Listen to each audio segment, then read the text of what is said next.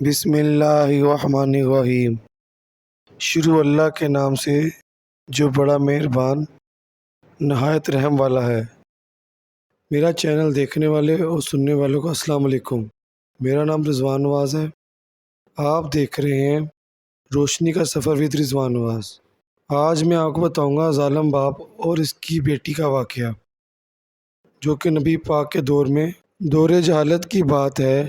ایک بوڑھے شخص نے جب نبی کریم صلی اللہ علیہ وآلہ وسلم کو حضرت فاطمہ زہرا سلام اللہ علیہ کے ساتھ محبت کرتے ہوئے دیکھا تو حیرت زدہ ہوگی۔ پھر اس کی آنکھوں سے آنسو نکل آئے۔ سوچنے لگا کہ کس طرح بے دردی سے میں نے اپنے پیارے جگر کو صرف دور جہالت کے رسم و رواج کی بنا پر زندہ درگور کر دیا تھا۔ یہ معاملہ دیکھ کر نبی اکرم صلی اللہ علیہ وآلہ وسلم نے فرمایا، آخر کیا داستان ہے؟ انہوں نے بیان کرنا شروع کیا کہ میری بیوی حاملہ تھی۔ ان دنوں میں ایک سفر پہ گیا ہوا تھا۔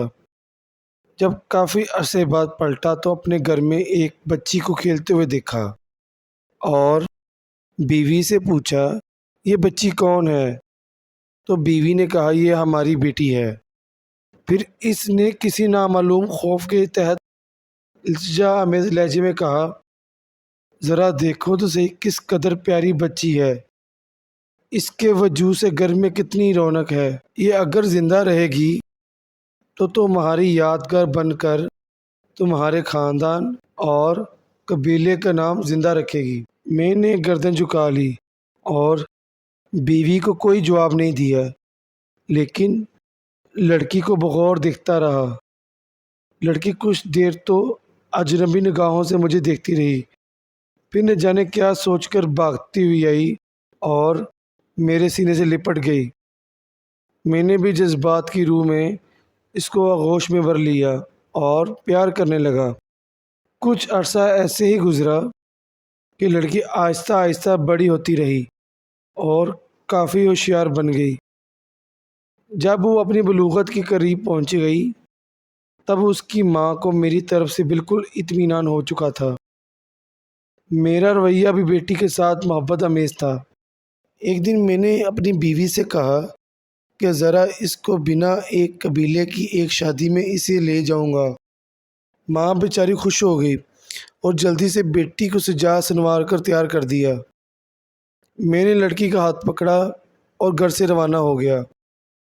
ایک غیر آباد بیابان پر پہنچ کر پہلے سے تیار شدہ ایک گھڑے کے قریب میں نے کھڑا ہو گیا۔ لڑکی بڑی خوشی کے ساتھ اچھلتی کودتی چلی آ رہی تھی۔ میرے قریب آ کر رک گئی اور بڑی معصومیت سے سوال کیا، بابا یہ گھڑا کس کے لیے ہے؟ میں نے سپاٹ لہجے میں اسے کہا کہ اپنے خاندانی رسم و رواج کے مطابق میں تم کو اس میں دفن کر دینا چاہتا ہوں، تاکہ تمہاری پیدائش سے ہمارے خاندان اور قبیلے کو جو ذلت و رسوائی ہوئی ہے اس سے نجات مل جائے۔ لڑکی کو صورتحال کا اندازہ ہوا تو اس کے چہرے کا رنگ اڑ گیا اور قبل اس کے اس کی طرف سے کسی رد عمل کا ظاہر ہو میں نے اس کو گڑھے میں دھکیل دیا۔ لڑکی روتی رہی اور گڑ گڑاتی رہی، لیکن مجھ پر اس کے فریاد کا کوئی اثر نہ ہوا۔ میں نے گڑھے کو مٹی سے بھر دیا، اگرچہ آخری وقت تک وہ ہاتھ اٹھائے مجھ سے زندگی کی بھیک مانگتی رہی، التجا کرتی رہی، لیکن افسوس میں نے اپنے دل کے ٹکڑے کو زندہ درگور کر دیا۔ لیکن اس کے آخری التجا بھی میرے کانوں میں لوہے ٹپکاتی رہتی ہے کہ بابا تم نے مجھے تو دفن کر دیا، لیکن میری ماں کو نہ بتانا، کہہ دینا کہ میں بیٹی کو اپنے قبیلے میں چھوڑ آیا ہوں۔ یہ سن کر حضور صلی اللہ علیہ وآلہ وسلم کی آنکھوں سے آنسو جاری ہو گئے۔ اس وقت نبی کریم صلی اللہ علیہ وآلہ وسلم کی گوش میں جناب فاطمہ الزہرا علیہ السلام بیٹھی ہوئی تھی۔ ان کی آنکھیں بھی نم ہو گئی۔ حضور اکرم صلی اللہ علیہ وآلہ وسلم نے اپنی بیٹی کو سینے سے لگایا اور آپ صلی اللہ علیہ وآلہ وسلم کے ہونٹوں پر یہ جملے جاری ہو گئے کہ بیٹی تو رحمت ہے۔